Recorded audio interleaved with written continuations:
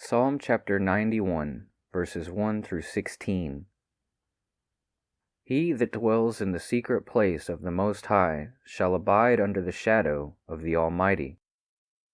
I will say of the Lord, He is my refuge and my fortress, my God.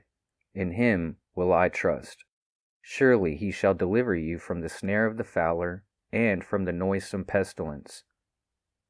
He shall cover you with His feathers, and under His wings shall you trust. His truth shall be your shield and buckler. You shall not be afraid for the terror by night, nor for the arrow that flies by day, nor for the pestilence that walks in darkness, nor for the destruction that wastes at noonday.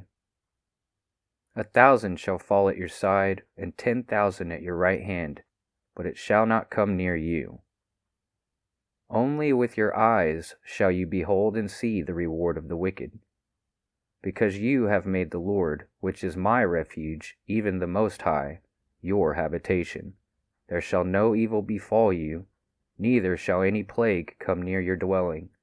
For He shall give His angels charge over you, to keep you in all your ways. They shall bear you up in their hands, lest you dash your foot against a stone.